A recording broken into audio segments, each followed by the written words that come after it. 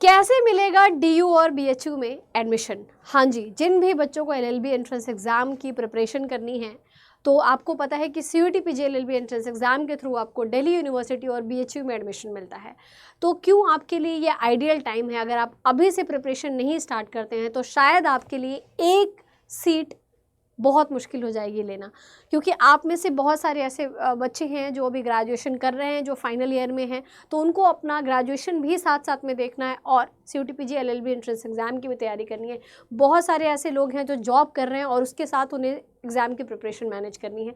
बहुत सारे ऐसे लोग हैं जो मैरिड है, जिनको अपना घर भी देखना है और साथ के साथ आपको एंट्रेंस एग्ज़ाम की भी तैयारी करनी है। मतलब 90% ऑफ द जो कैंडिडेट्स हैं वो सभी कहीं ना कहीं दो जगह पर बिजी हैं। कॉलेज भी देखना है, एंट्रेंस एग्ज़ाम भी देखना है, घर भी देखना है, एंट्रेंस एग्ज़ाम भी देखना है, जॉब भी देखना है और एंट्रेंस एग्ज़ाम भी देखना है।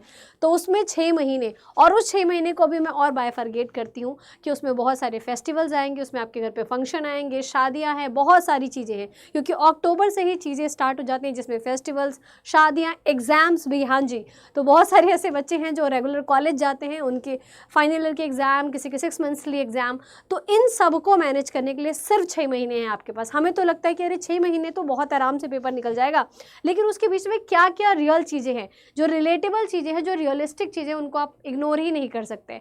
तो ये 6 महीना क्या सिर्फ प्रिपरेशन के लिए, एग्जाम की प्रिपरेशन के लिए? नहीं, बिल्कुल भी नहीं।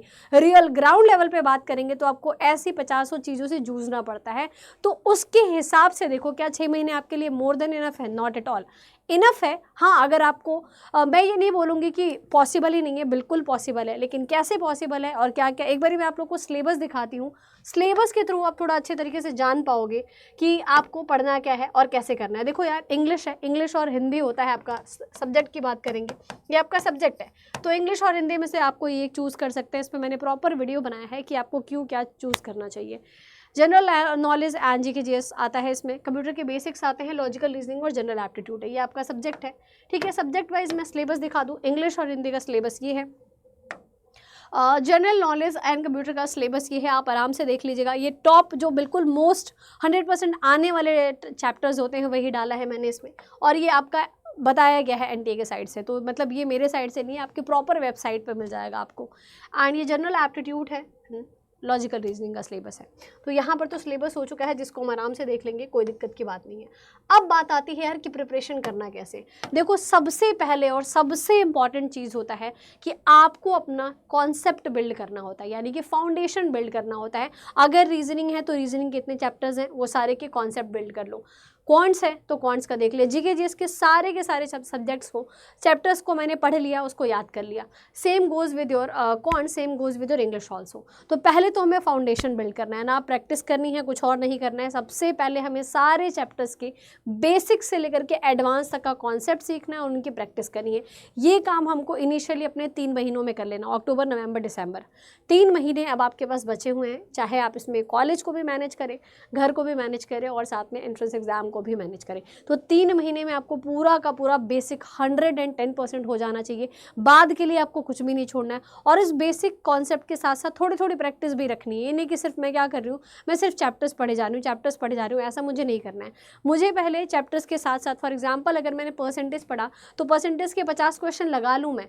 अगर मैंने सिलोगिज्म पढ़ा तो सिलोगिज्म के 50 क्वेश्चन में लगा लूँ। ये साथ में करते हुए चलना है, ठीक है। और साथ के साथ आपको मिस्टेक नोटबुक बनानी है, टॉपिक वाइज आपको प्रैक्टिस करना है, मैं बता चुकी हूँ आपको इस चीज़ को, ठीक है। रीडिंग को बिल्कुल साथ में रखना है, और उसके बाद आपको क्या करना है, उसके बाद आपको रिवीजन करते चलना है, शॉर्टकट्स एंड ऑल चीज़ों को लिखते चलना है, साथ साथ में रिवाइज करते रहना है, ठीक है। 3 महीने के बाद, दिसंबर के बाद आपके लिए सारी चीज़ें बहुत फास्ट हो जाएंगी, क्योंकि दिसंबर है और जनवरी है, 2 महीने हैं, और इस दो महीने को हमें क्या करना है, पूरा का पूरा अपना प्रैक्टिस में लगा देना है। किस में लगा देना है? प्रैक्टिस में लगा देना है।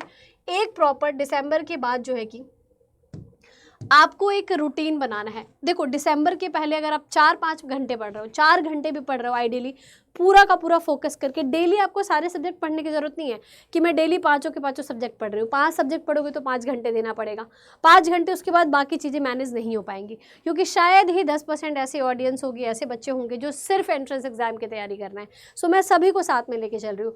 मिनिमम 4 घंटे पढ़ना है मुझे, ठीक है। मिनिमम 4 घंटे में मैं ऐसा कोशिश करूँ कि एक दिन में मैं 3 सब्जेक्ट पढ़ पाऊँ, एक दिन में 3 सब्जेक्ट पढ़ूँ और उनकी थोड़ी थोड़ी प्रैक्टिस कर लूँ, आधे आधे घंटे प्रैक्टिस कर लूँ। यही मेरा आइडियल रूटीन होना चाहिए। 3 सब्जेक्ट 3 घंटे और आधे घंटे उनकी प्रैक्टिस। आधे घंटे मैंने क्या कर लिया, आधे घंटे मैंने जो है कि रीडिंग कर ली या करंट अफेयर पढ़ लिया, ठीक है। ऑल्टरनेट डेज पे अपने टारगेट्स, 3 दिन एक सब्जेक्ट और उनकी प्रैक्टिस, एंड एक दिन में 2 सब्जेक्ट और उसकी थोड़ी एक्स्ट्रा प्रैक्टिस करंट अफेयर साथ में कर लिया, ठीक है। ये चीज़ों का आपको बहुत ज़्यादा ध्यान देना है, तब जा कर के आप आने वाले 6 महीने को यूटिलाइज़ कर पाएंगे अच्छे तरीके से और 200 प्लस मार्क्स लेकर के आ पाएंगे। अगर आपने ये चीज़ें नहीं करी तो शायद आपके लिए बहुत मुश्किल हो जाएगा कि आप कॉन्सेप्ट बिल्ड करना आने वाले 3 महीनों में, 3 मंथ्स में कॉन्सेप्ट बिल्ड करना है, रिवाइज करना है आपको दिसंबर एंड जनवरी में। फाइनली उसके बाद आप मॉक टेस्ट देंगे एंड देन डेफिनेटली आप कहीं ना कहीं अपना सिलेक्शन ले पाएंगे, ठीक है। तो अपनी सारी चीज़ों को आपको मैनेज करके चलना है। अब बहुत सारे ऐसे बच्चे होंगे जो कहीं ना कहीं, मैंने बताया कि कॉलेज जा रहे हैं, प्रैक्टिस कर रहे हैं, कॉलेज जा रहे हैं, एंट्रेंस एग्जाम की तैयारी कर रहे हैं, घर पे रह रहे हैं, एंट्रेंस एग्जाम की तैयारी कर रहे हैं, तो कहाँ से मुझे बेस्ट मटेरियल मिल पाएगा, मुझे बेस्ट कंटेंट कैसे मिल पाएगा, अगर मुझे कोई गाइडेंस चाहिए।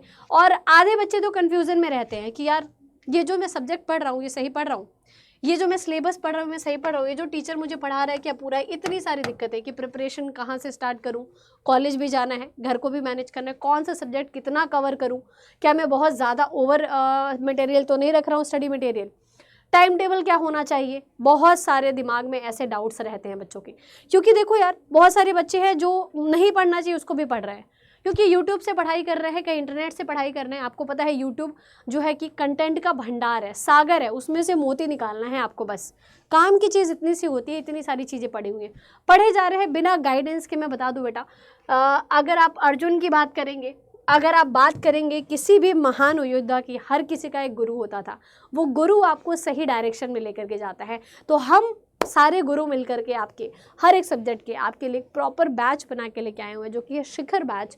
और ये बैच आप लोग के CUT/PG LLB के लिए बहुत ही बेहतरीन बैच है।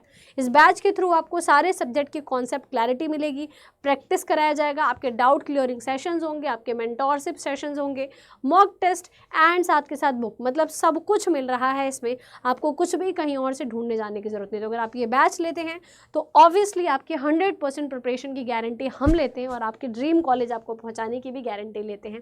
अगर आप लॉ महावैग लेंगे 3 ईयर का तो उसमें CUT/PG के अलावा बाकी भी एंट्रेंस एग्जाम की प्रिपरेशन आप कर सकते हैं। अगर आपको कोई भी गाइडेंस चाहिए तो आप इस मेल ID पर मुझे मेल कर सकते हैं फ्री मेंटोरशिप के लिए, एंड अपना नंबर ज़रूर दीजिएगा so that I can contact you.